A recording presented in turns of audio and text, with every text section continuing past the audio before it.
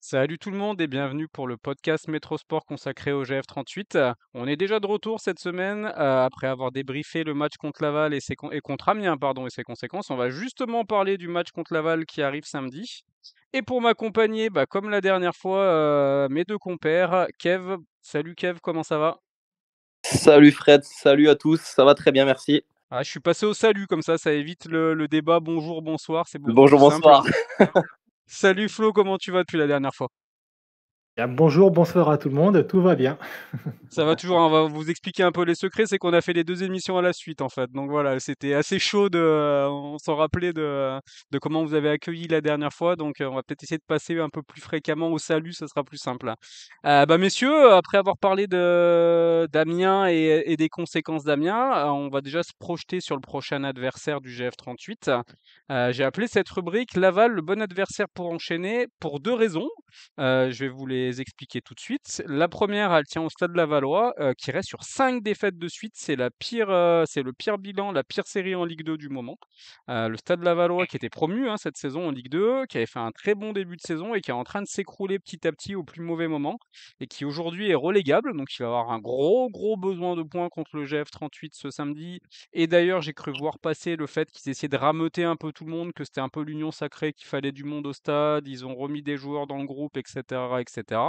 Et le deuxième point, bon adversaire, parce que Grenoble, au final, ils perdent très peu contre les équipes de fin de classement, hein, puisque sur les 8 derniers de Ligue 2, ils ont perdu qu'un seul match, et c'était à Dijon, et c'était 3 jours après un quart de finale de Coupe de France, donc avec quelques circonstances atténuantes.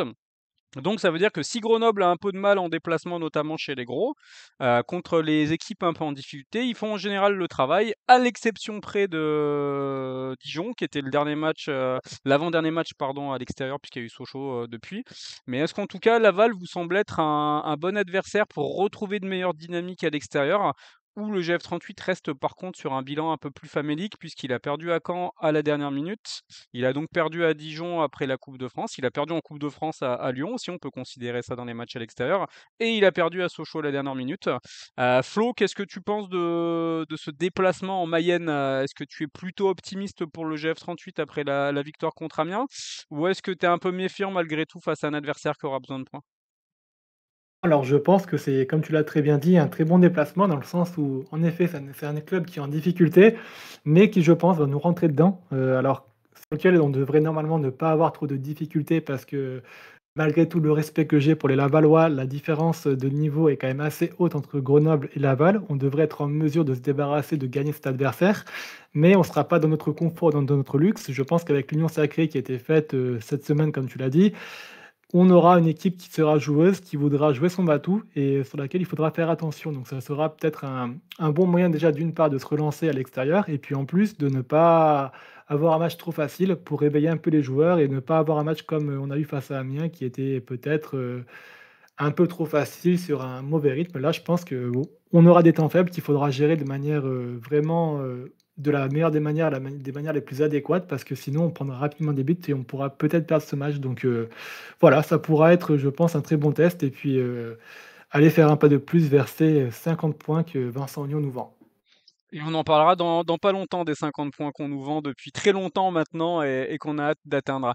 Flo, justement, par rapport à tout ce que tu nous dis là, est-ce que tu verrais plutôt une équipe entre guillemets de guerriers, de besogneux, c'est-à-dire avec un profil un peu plus défensif, ou au contraire, pourquoi pas mettre des joueurs un peu de vitesse, parce qu'on peut imaginer aussi que les Lavallois vont être obligés de se découvrir, notamment s'ils mettent du temps à marquer et qu'on peut avoir des bonnes situations de contre. Comment tu verrais un peu les choses? Qu'est-ce que tu ferais toi personnellement? Moi, personnellement, je ne ferai pas comme Vincent Ognon, mais je pense que donc Vincent Ognon va nous réserver un bloc bas avec des joueurs rapides devant, donc des joueurs besogneux derrière et des joueurs rapides devant, donc Un mixte, un peu des 2 choses que d'accord. tu as dit.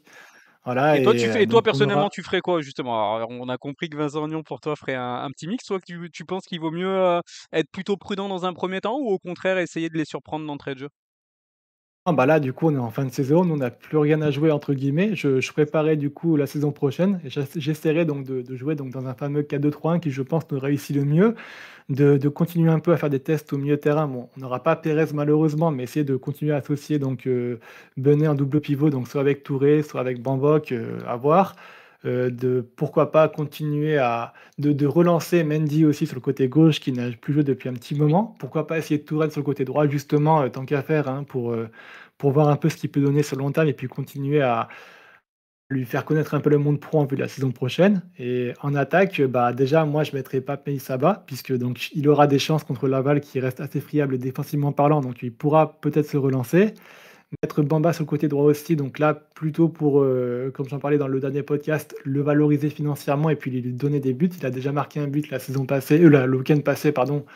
Le mettre sur une série, ça pourrait être intéressant. Et puis à gauche, bah, on pourra faire jouer soit Phaéton, du coup, qui sera pas inintéressant, soit Tel. On aura quand même pas mal de choix aussi, hein, donc faudra voir sur le côté gauche. Honnêtement, je sais pas qui mettre. Et en 10, pourquoi pas, mettre un Correa pour le récompenser un peu, je pense, de son attitude qui a été assez exemplaire cette saison avec toujours un bon esprit et puis, je pense qu'il est très important dans le vestiaire, donc aussi récompenser des joueurs, qui ont eu un rôle important dans les coulisses, du club pour finir cette saison sur la plus belle des beautés, puis, réussir aussi à concerner encore un peu tout le groupe, puisque c'est vrai que sur les fins de saison, tu as parfois des joueurs qui sont un peu moins concernés puisqu'ils pensent déjà aux vacances ou pensent déjà au futur club dans lequel ils seront, donc voilà.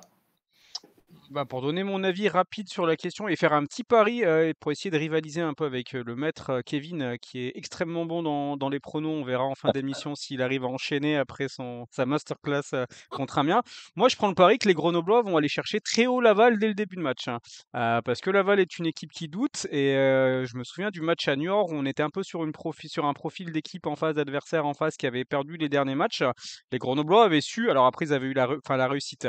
Ils avaient eu la réussite entre guillemets de voir Niort pardon, réduit à 10 rapidement et que du coup ça avait aussi permis à faciliter un peu les choses derrière. Mais je pense qu'on va être un peu sur ce registre-là de Grenoblois ambitieux dans le jeu et qui vont aller chercher un adversaire pour vite récupérer les ballons et effectivement se projeter tout de suite dans un second temps. Mais le faire pas forcément en bloc bas. On verra ce qu'il en est samedi en Mayenne, mais je sens bien un petit déroulé comme ça. Kev, toi qui es un vieux de la vieille au niveau des supporters, est-ce que tu classerais Laval parmi allez, les meilleurs ennemis du GF38 et un petit rival ou est-ce que ça c'était uniquement quand on avait Bosetti et que ça avait fait quelques étincelles l'année où on les avait joués en national et finalement c'est pas très grave. Comment tu situes un peu cet adversaire dans l'histoire du GF38 hein? Ils sont pas dans nos ennemis, j'ai envie de dire historiques, mais c'est vrai que depuis, il y a un petit conflit depuis l'époque nationale. Maintenant, on a des ennemis bien plus historiques que ça. On peut parler de Nancy, bien sûr, on peut parler de Montpellier, voilà, il y en a des plus gros. Mais voilà, ça amène un petit côté aussi à ce match-là. Maintenant, je vous trouve personnellement très, très optimiste sur ce match parce qu'on aurait eu le match à la maison. J'aurais pas dit la même chose, mais personnellement, jouer une équipe qui a le couteau entre les dents, qui joue sa survie, c'est jamais des matchs faciles, et encore plus quand nous, on n'a rien à jouer. Donc moi, ce match-là, il me fait vraiment peur. Ensuite, je sais qu'ils sont quand même très très faibles défensivement, donc je pense qu'il y aura des buts des deux côtés. Je vois peut-être un match un petit peu fou, donc pourquoi pas un 2-2. Maintenant, moi, ce match-là, il me fait peur et je me dis que si on le prend vraiment par-dessus la jambe, eh ben, on peut tout simplement se faire punir 1-0, 2-0. C'est aussi une grande possibilité, selon ce que Oignon va nous sortir comme compo. Voilà, moi, je ne suis pas très, très optimiste sur ce match-là, étant donné que bah, voilà, maintenant, nous, on est en roue libre totale. Il faudra voir la compo. Et c'est jamais, jamais facile de jouer une équipe à la maison qui joue sa survie. On l'a vu d'ailleurs avec Dijon, tu l'as très bien dit tout à l'heure, Fred, c'est l'exemple que je voulais sortir. On a toujours du mal contre ces équipes-là parce que ces équipes-là mettent énormément d'impact, chose que nous, on ne met pas forcément ou plus trop. Et donc, voilà, ça peut nous jouer des tours. Ça veut dire que toi, dans ta compo préférentielle, tu pourrais chercher à muscler un peu, peut-être retourner sur un 3-5-2 avec un Chapchet qui jouerait avec Diarra et Monfray, des choses comme ça? Ou tu resterais pardon, sur du classique, ce qu'on a vu les dernières semaines avec trois attaquants, un milieu de terrain un peu plus dense, comment tu verrais un peu les choses? Moi, je pense pas qu'il faut s'adapter en fait à l'adversaire. Ça, pour moi, ça c'est tout le temps les plus faibles en fait qui doivent s'adapter. Je pense vraiment pas qu'il faut s'adapter à l'adversaire. Je pense que Vincent Ognon doit rester droit dans ses bottes, doit rester dans ce qu'il veut faire. Et comme je l'ai dit moi la semaine dernière lors du dernier podcast, il doit commencer à anticiper un petit peu comment il veut faire jouer son équipe la saison prochaine. Alors bien évidemment, il n'aura pas les mêmes joueurs, mais déjà commencer à inscrire un petit peu voilà, s'inscrire dans ce qu'il veut faire la saison prochaine, donc en termes de dispositif, en termes peut-être aussi de joueurs, commencer à sortir un peu de l'effectif des joueurs qui vont peut-être moins jouer. Donc voilà, pour moi, il doit commencer à construire un petit peu comme ça, continuer à donner un peu du temps de jeu aux jeunes, mais pas forcément non tout changer, rebasculer à 3 derrière, même si moi j'affectionne ce dispositif. Mais dans ce dispositif, il faut deux pistons qui soient particulièrement offensifs. Et on sait que moi j'ai envie de revoir Ariel Mendy à gauche et pourquoi pas Gaspard à droite. On sait qu'il peut l'être, même si des fois je le trouve encore un peu trop frileux et que je pense qu'il peut faire mieux. Mais oui, pour moi, c'est un dispo qui peut fonctionner si les pistons sont offensifs, avec par exemple un Phaéton et un Bamba devant et un Sbaï en 10. Un petit prono sur le match, Kev? On Moi t'écoute je t'ai avec dit, attention là. je suis partagé entre le 2-2 ou le 1-0 pour Laval. Voilà, je n'arrive pas à me départager entre les deux, mais bon, je vais jouer la carte optimiste, donc je vais dire le 2-2. Flo? Allez, je vais mouiller un peu. On va mettre une victoire 2-1 grenobloise. Et pour ma part, je dirais une victoire 3-1 du GF38. Allez, je vais être très optimiste et je vais pas ressortir triplé de Meissaba parce que ça va finir par lui porter la poisse, mais je vois bien Meissaba marquer effectivement et se relancer, comme tu l'as dit Flo, un peu à l'image de Bamba la semaine dernière, pour que ça lui fasse du bien dans la tête, hein. Voilà pour Laval. Après, je voulais aussi parler, messieurs, de ces fameux 50 points qu'on entend très souvent, très régulièrement dans la bouche de l'entraîneur du GF38, mais aussi dans la bouche des joueurs, hein. Jesse Bonnet en a parlé lui aussi en après-match samedi dernier, en disant, je crois de mémoire, que quand il était arrivé au club, on lui avait dit que l'objectif c'était 50 points. Est-ce que ça vous paraît, alors j'ai appelé ça objectif malin ou manque d'ambition? Alors je vais expliquer un tout petit peu. Est-ce que 50 points, c'est un objectif malin dans la mesure où on fixe dans un premier temps un objectif un peu moindre en disant, voilà, c'est la prochaine étape, sachant qu'il peut y avoir des étapes ensuite supérieures? Ou est-ce que c'est un manque d'ambition dans le sens où, à force de dire aux joueurs, finalement votre objectif c'est 50 points, ils vont pas se dire à un moment donné, il nous en manque pas beaucoup, peut-être qu'ils se le sont déjà dit, pardon, il nous en manque pas beaucoup, donc si on en prend qu'un là ou zéro ici, finalement c'est pas très grave, et du coup amoindrir un peu leur motivation derrière, hein. Si vous le permettez, messieurs, moi j'aimerais commencer sur ce sujet qui me tient spécialement à cœur parce que j'en peux plus de ces 50 points. Je vais Ah ouais. expliquer pourquoi. Je vais essayer d'expliquer pourquoi en fait en étant pas trop compliqué dans mon point de vue, même si j'aurais beaucoup à dire et peut-être que par écrit je ferai un petit édito sur le sujet. Alors pour moi il y a deux choses en fait pour Vincent Ognon. Il y a un contrat concret, c'est le contrat qu'il a signé avec ses dirigeants. Alors je connais pas les tenants et les aboutissants complets de son contrat, mais j'imagine que son contrat c'est on veut que le GF38 reste en Ligue 2 la saison prochaine. Donc là, il y a pas de souci. Son objectif premier, c'était se maintenir. Sinon, il est viré, hein, c'est son boulot. On peut pas juger après, à lui de voir comment il peut, atteindre cet objectif-là au mieux. Donc ça, c'est vraiment le contrat concret et pour moi, avec 44 points aujourd'hui, il est atteint. Et le deuxième contrat, de Vincent Ognon, mais globalement le contrat d'un coach, pour moi, c'est un contrat moral et c'est un contrat moral, en fait, qui est passé avec ce qu'on va appeler les supporters pour simplifier un peu, mais en tout cas tous les gens qui s'intéressent au club aujourd'hui. C'est-à-dire, je vais parler un peu d'essentialisme en opposition à l'existentialisme de Jean-Paul Sartre. Voilà, j'essaye d'élever le débat, hein, je vous avais prévenu. Pour moi, aujourd'hui, le GF38 n'existe que parce qu'il y a des gens qui s'intéressent au GF38, en fait. Il y a une prédétermination qui est vraiment dépendante des gens qui s'intéressent au GF38. Comme finalement, une pièce de théâtre sans spectateur n'a pas de sens, en fait, concrètement. Voilà, quand on parle d'entreprise de spectacle, pour moi, c'est ça. Donc le GF38 n'existe que par rapport à son public. Et l'entraîneur du GF38, par conséquent, n'existe que par rapport à son public lui aussi. Donc le contrat moral, il est vraiment avec le public. Aujourd'hui, est-ce que le public, je vais vous poser la question à tous les deux concrètement en tant que supporter du GF38, ce qui l'intéresse, c'est d'avoir 50 points à la fin de la saison. Vous êtes des fins connaisseurs, messieurs, du football en général et du football grenoblois en particulier. Je vais vous poser une question à tous les deux. Quel est le record de points du GF38 sur une saison en Ligue 2 qui a été atteint, je vais vous aider, qui a été atteint l'année où on est en play-off avec Philippe Inchberger? Combien le GF38 a marqué de points cette année-là? Flo, est-ce que tu sais? Alors, je vais réfléchir un petit peu quand même parce que aujourd'hui, donc, le quatrième est aux alentours de 49 points. Il arrive aux alentours, à mon avis, de 60 points. On serait aux alentours, je dirais, de 66 points peut-être en termes de record. Ouais, mais tu dois réfléchir déjà, tu dois faire des petits calculs, hein. Ouais. Kevin, Ah, moi, j'allais dire entre 64 et 67 sans réfléchir, tu vois, comme ça. Entre 64 et 67. Vous êtes quand même pas trop mauvais, c'est 65 points. Quoi Ouais, tu qu'il en vois. soit, Ah ouais. vous aviez pas le bon total malgré tout. Et pourtant, c'est un record. Donc on est supposé. Je vous ai même pas demandé combien de points avait Grenoble quand il a fini 9e de Ligue 2, hein, parce que là, je pense que c'est encore plus compliqué. Donc même une saison record aujourd'hui, on ne se rappelle pas 3 ans après, et c'est que 3 ans après, quel est le record du GF38 en nombre de points. Donc est-ce qu'aujourd'hui, 50 points, ça va faire quelque chose à quelqu'un? Ou est-ce que le but, ça ne devrait pas plutôt être de dire 40, c'est globalement, encore une fois, faire plaisir au public. Est-ce un public qui est content avec 49 points vaudra moins qu'un public qui va faire la gueule avec 50 points, par exemple? Et je trouve que Vincent Nion, il se trompe en fait dans cet objectif-là, parce que c'est un objectif pour lui en fait. Mais voilà, son objectif pour lui, il a été atteint, c'est le maintien. Peut-être qu'il pourra valoriser sur son CV. J'ai eu 50 points avec le GF38 en 2022-2023. J'en suis pas certain, hein, je pense pas que les recruteurs, que les présidents fonctionnent comme ça. Mais je trouve vraiment que c'est un objectif pour lui, éventuellement pour ses joueurs, mais je suis pas persuadé que les joueurs, ça va les traumatiser ou les empêcher de dormir, de terminer avec 49 par exemple. Et voilà, donc du coup, je ne comprends pas. Je ne comprends pas le sens, en fait, profond de ces 50 points-là, le sens, presque métaphorique, le sens philosophique. Je comprends pas où il veut aller avec ça et son insistance, en plus, sur le sujet, je la trouve agaçante, quoi. Vraiment, quand, il y a 3 mois, il disait: «On veut 50 points», pourquoi pas? Aujourd'hui, le GF38 a 44 points, il reste 9 matchs.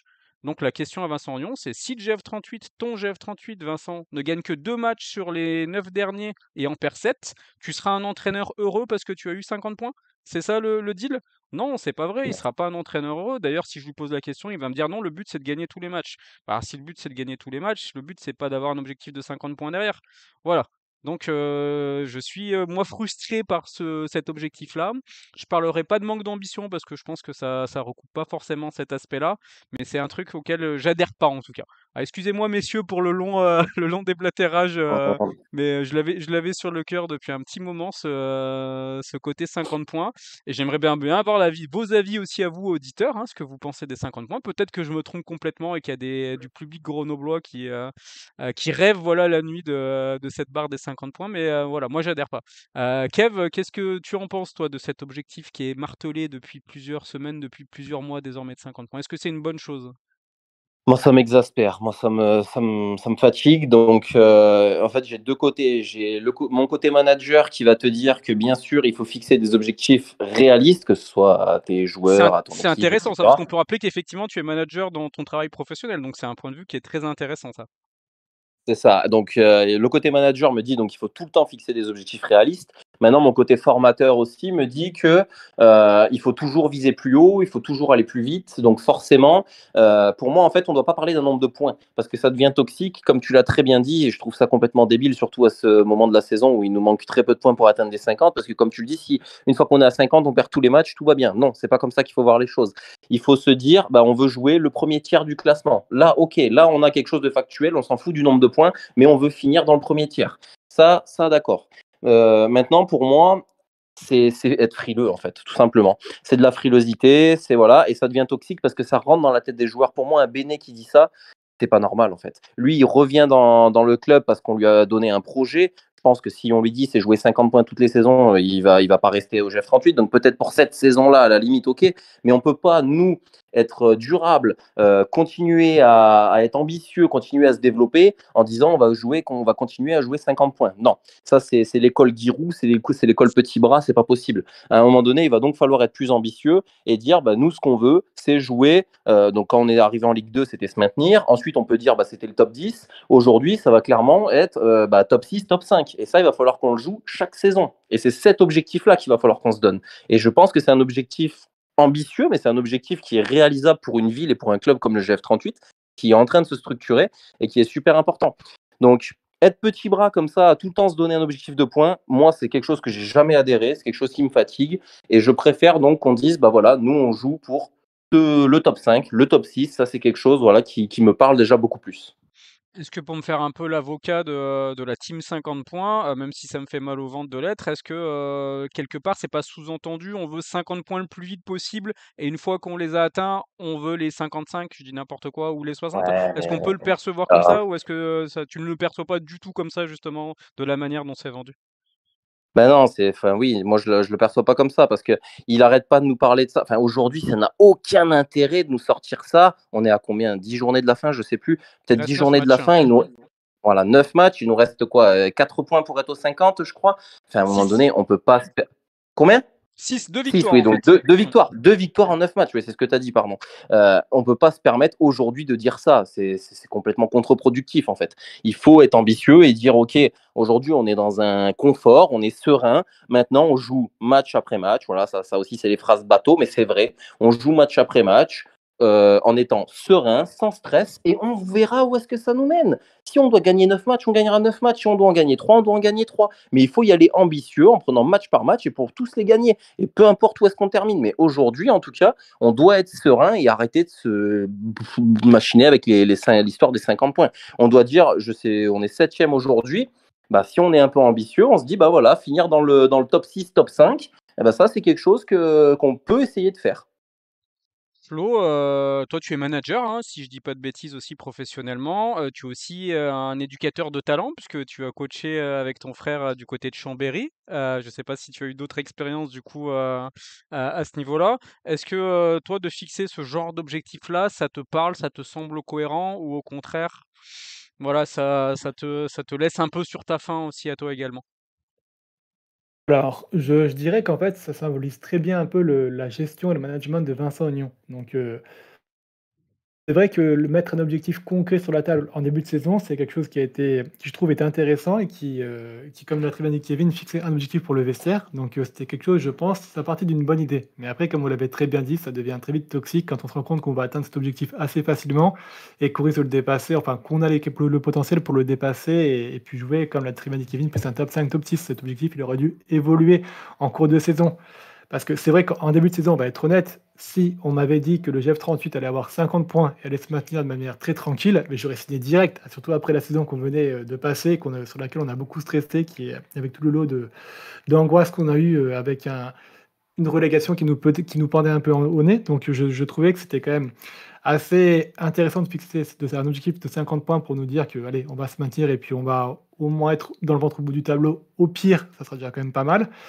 Mais là, oui, Oignon aurait dû faire preuve de plus d'ambition. On le retrouve un peu aussi dans sa tactique et dans son jeu. Parfois, il manque d'ambition. Et puis là, sur cet objectif, il manque d'ambition.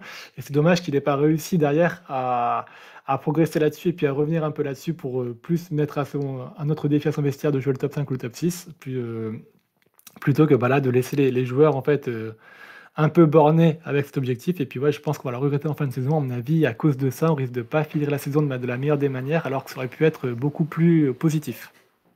Alors moi, j'ai pas envie en fait d'entendre. Alors déjà contre Sochaux, ça m'avait énervé. Je l'avais déjà dit de voir Brice Maubleu perdre du temps en première mi-temps. Sous-entendu, on est à 0-0, c'est pas un mauvais résultat. C'est pas un mauvais résultat en soi de faire 0-0 à Sochaux, là n'est pas la question. Mais je pense C'est que insupportable. voilà, quand on est à, je crois qu'on était à combien? 8 points à ce moment-là de Sochaux, même pas, je crois qu'on était à 5 points de Sochaux, pardon, parce qu'on pouvait revenir à 2 points. Il fallait absolument tout faire pour tenter de gagner, et ça passait par essayer d'arrêter de perdre du temps déjà pour avoir des armes en plus.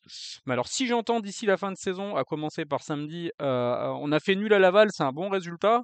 Ah, je vais pas péter un câble parce que je suis d'un naturel très calme, mais très sincèrement, je vais me tâter à continuer à finir la saison du GF38 en fait, hein.